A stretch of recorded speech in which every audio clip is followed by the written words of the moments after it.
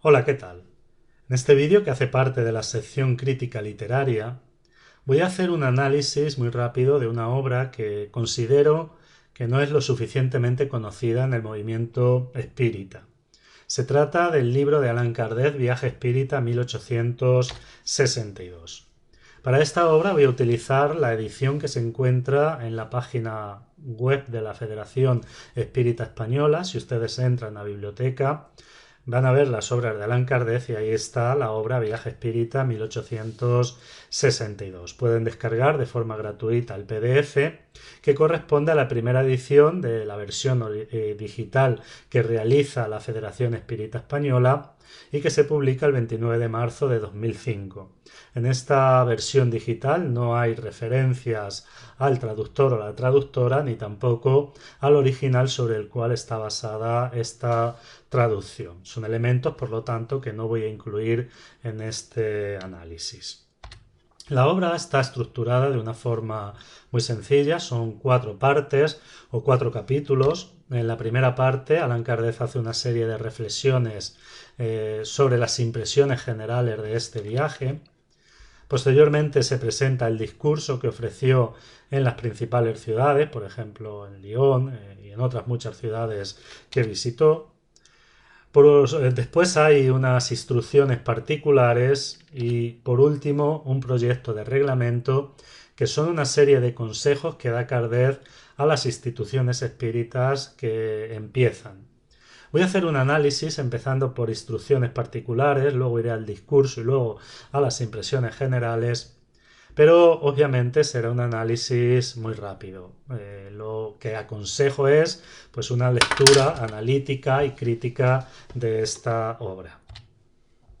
En las instrucciones particulares, que son principalmente respuestas que hace Allan Kardec a preguntas que se le efectuaron en el viaje, hay 3 partes que me han gustado bastante. Las instrucciones particulares son y hacen referencia a otras muchas cuestiones, pero a 3 de ellas me han gustado bastante. La primera es el control de lo que se publica en nombre del espiritismo. Actualmente sabemos que en el movimiento espírita hay muchas obras y creo, desde mi punto de vista, que muchas de ellas son obras que están escritas sin criterio y en algunas ocasiones incluso sin base argumental. Vamos a ver qué opina Allan Kardec al respecto de publicar todo en el espiritismo. Dice en la página 47 lo siguiente: es preciso que se sepa que el espiritismo serio se constituye en defensor con alegría y firmeza de toda obra elaborada con criterio, cualquiera sea el país de origen, pero que igualmente repudia todas las publicaciones excéntricas. Todos los espíritas que con sinceridad vigilan que la doctrina no sea comprometida deben, pues, denunciarlas sin ninguna duda.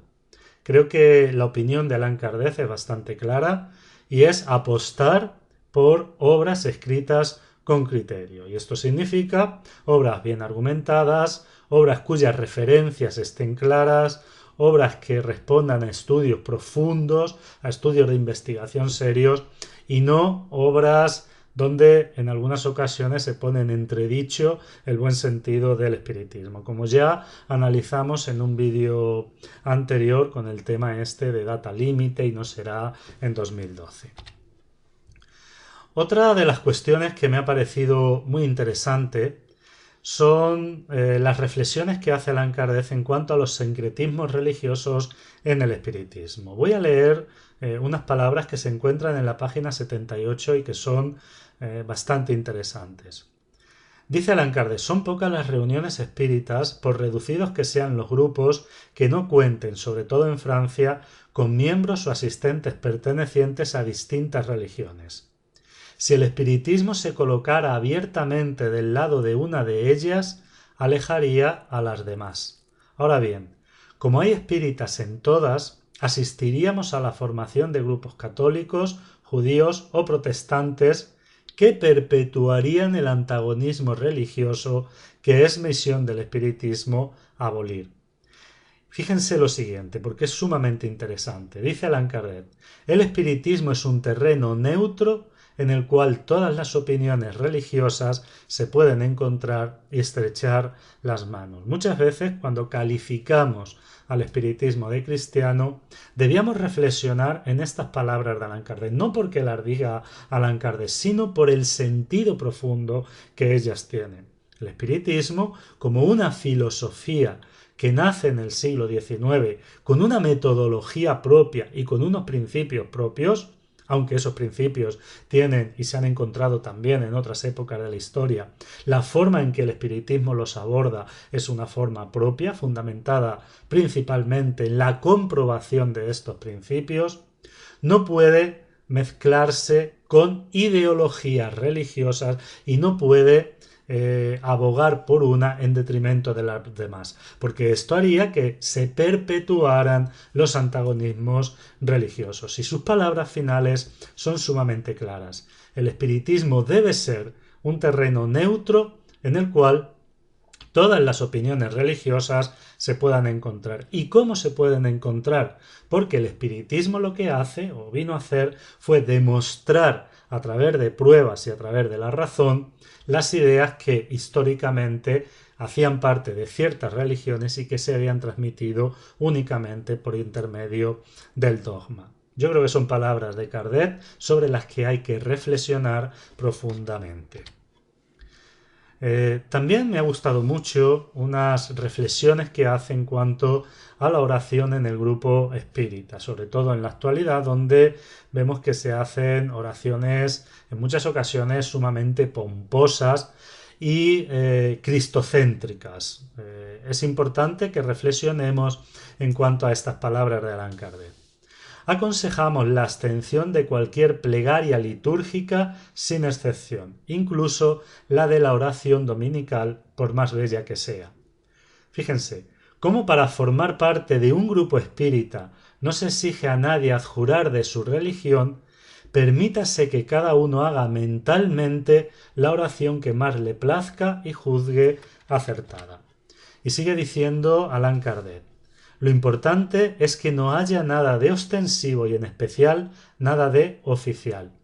Lo mismo se puede decir con relación a la señal de la cruz, al hábito de ponerse de rodillas, etc.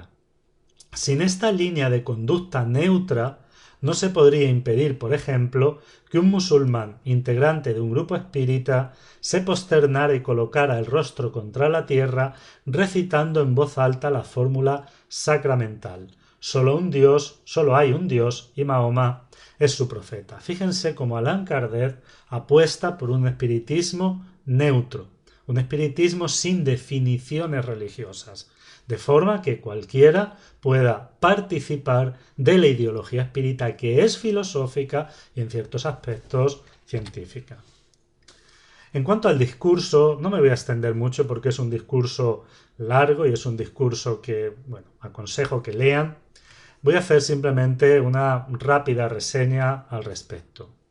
El discurso se puede dividir en 3 partes, aunque la tercera parte, desde mi punto de vista, tiene 2 bloques. En la primera parte, Allan Kardec hace referencia a los ataques personales que venía sufriendo y explica las causas de esos ataques personales. Es una parte muy interesante porque podemos encontrar resonancias en la época actual.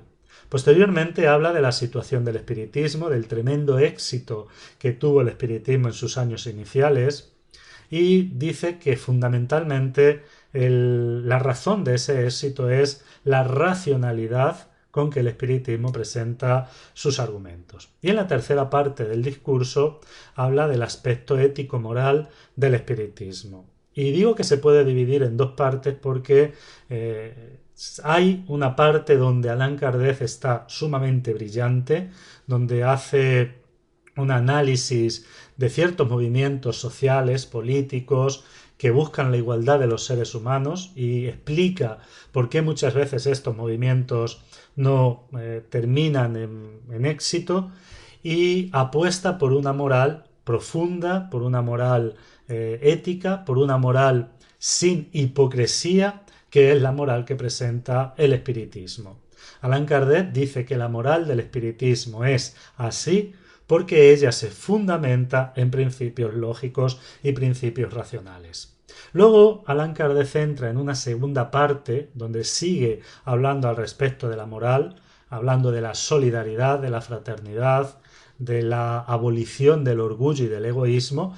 Todo esto Allan Kardec obviamente lo encierra en la palabra caridad, pero en esa segunda parte de este discurso comienza a emplear un lenguaje un tanto más religioso y utiliza fórmulas religiosas clásicas para sustentar diversas ideas. Creo que esta segunda parte del discurso de Allan Kardec debe matizarse y debe comprenderse dentro de su contexto ético, porque si no hay algunas afirmaciones que pueden llevar a una confusión en cuanto a la postura ética del espiritismo. Esto sin decir que Allan Kardec se haya equivocado, porque creo que es correcto en cuanto a lo que está presentando, pero de alguna forma en esta segunda parte de su presentación ética del espiritismo creo que recurre a fórmulas religiosas que en algunas ocasiones están superadas.